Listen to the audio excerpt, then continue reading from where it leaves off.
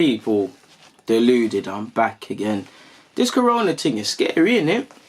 Obviously, it's a viral infection, innit? It's a virus. The people are losing their lives. They're still learning more about it, but there's reason to panic. There's not reason to panic. There's reason to panic. I don't agree with it, but I can understand why people are buying everything in stores and moving mad when you've got Boris Johnson, who's extremely blasé about everything, and it's almost like he doesn't give a crap because it's not affecting him immediately.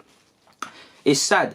I'd say it's not good at all. But I'd say the one benefit of things like this is that you can see human nature. You can see good people doing corrupt things and doing immoral stuff. Like you see in videos of people taking toilet paper out old lady's hand and they've already got 5. You've seen people doing illogical stuff. They're buying like 10 gallons of milk. How's it all gonna go? How are you gonna use that before it all goes off? You're doing dumb stuff. I can't blame people, but it doesn't make sense. And it also shows you how immoral people are as well. You're seeing with hand sanitizers. A lot of corner shops are doing good things. Like I saw a corner shop in Scotland spent their own money to go and make sure old people had hand sanitizer and anything else they sort of needed. But 9 times out of 10, you try to buy hand sanitizer now, it's not £1 or £5 max for the big thing or whatever. If it is a £5, I can't bought the big thing. It's all £10 and I saw £80 on Amazon. It's all immoral. You're seeing corner shops moving mad as well. And the corner shops should catch heat. And you're actually seeing a lot of people online. There's certain people buying hella hand sanitizer and restocking it. Again, capitalism and morals are, which is bad. Capitalism and morals typically don't go hand in hand as they should. And you're seeing a lot of people getting pressurized to give stuff away.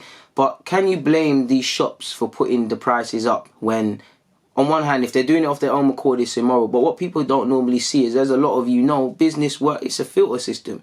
Why they wouldn't put it, some people, I'd like to hope, they wouldn't put it to them ridiculous prices if the cost for bringing it in wasn't costing a lot. Because, as you lot know, manufacturers pass down costs to the merchants. The merchants, which sell the stuff, are going to pass down costs to the consumers, which are us, you or whatever, this sort of thing. If it's not the case, and again, you have a decision to make of, do I just not stock this? Because let's be honest, there must be a way for...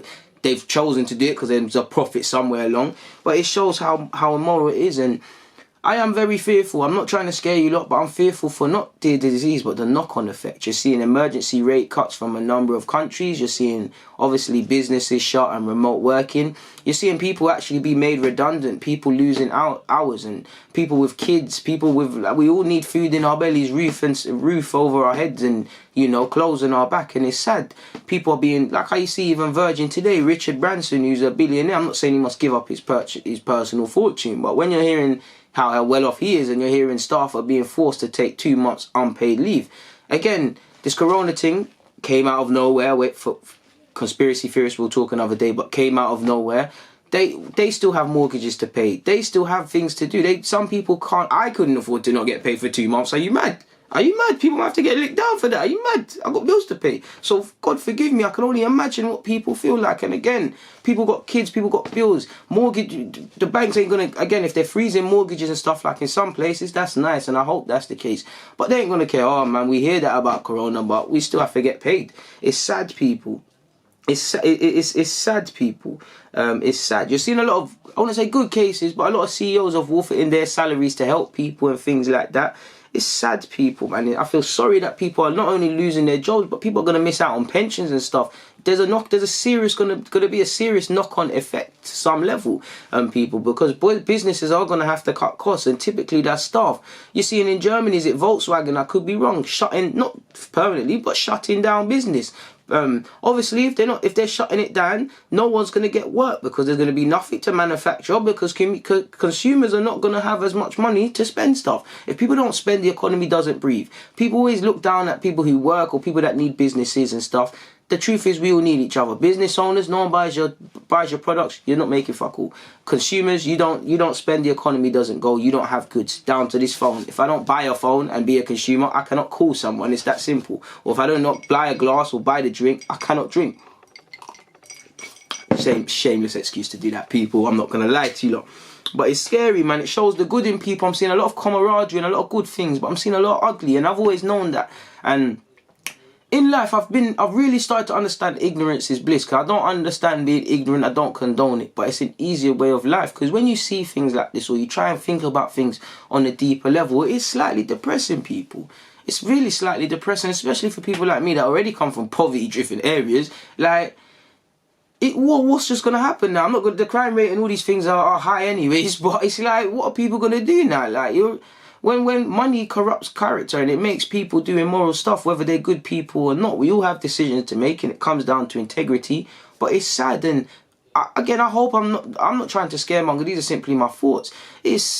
It's the knock-on effect that scares me. It's almost like we already know the economic fabric of this country and of many is of the brink. 1 minute, I saw today, Wall Street in America, 7% off that stock market. FTSE 100, I could be wrong, but something not as drastic, but you get what I'm saying, people. Now, there's always people winning, and one thing that gives me confidence is when everybody's fearful, you must be brave. And I do think, to a degree, if we are still alive, this is a defining moment that could set all of us up in whatever you want to do for the next 20, 30, 50 years. It feels like this is the decisive time, whether it's stock markets and stocks being at record lows, whether it's opportunities because of, not having to go to work, you might learn a new skill. I do think we're in dangerous and scary times, but I've always been like that. When everybody's greedy, I've always been fearful. When everybody's fearful, I've always thought, because look, I said the stock market crashed. There must be people who shorted stocks. There must have been someone that was smart enough and thought, Corona, do you know what? I'm going to short every possible tourism destination, tourism airline, if there's a way to even get deeper into that and say, okay, cool, this alcohol always ships to Ibiza. No one's going to be going to Ibiza, so let me short their stocks. You get it? Little things like that, or no one's going to be able to import this, so this is going to go down. Or let me buy stocks in all these hand sanitizers or whatever. Do you get it? If you think like that, and I didn't do none of this stuff, but I'm starting to think to myself, like, what can I do? Not necessarily that, but what can I do to set myself up? Because it does feel like an opportunity is developing here. And if I'm the God's honest truth for you people, me, I'm 24 years of age, turning 25 very soon. I want to work for someone my whole life. Like, I'm not saying I must be, doing up Instagram pictures and in Maldives one day and then a mad place the next day. But I want to have true fulfillment. The quicker I can find a way of building an income so that I can just focus on Deluded, on coaching, on scouting and all these aspirations, the better, people, really and truly. I really like my day job, really, but let's be honest, we could do without it. So because it's not my dream like that. It's not what fills me with excitement. I do some exciting work. I work in a production house, so it sounds cliche, but every day isn't the same. But it's not. It doesn't fill me like how football fills me. Like, I could listen, if the world was ending tomorrow and you said work's done, alright, work's done. If you said football's done, I'm gonna start crying tears, people, sort of thing. So it's mad, people. It's mad, and I can't even blame people for buying up stuff, because I couldn't even. Do you know how many shops I had to go to get some mackerel today, people, and some bloody honey, people, some honey. I was so close to buying that £25 honey, and then I thought, yeah, Deluded, you've only got 20k subscribers. I don't know where you going with that one, because we will feel the pinch in that pockets. See how much bill you have to pay. Anyways, and you might, this could happen to anyone. I might lose my role. Who knows, people? I work for a small production house, so it's a gift and a curse. So, I really am, just for me, it's for people losing their roles that really annoys me, because I've gone through that myself. I've seen that with my immediate and family in general. I've seen that with my friends. I see it in society. It's very hard to get a role, especially when you're young or when you're old. And I don't even like when people look down and do the ageist thing of old people, because they're some of the most experienced.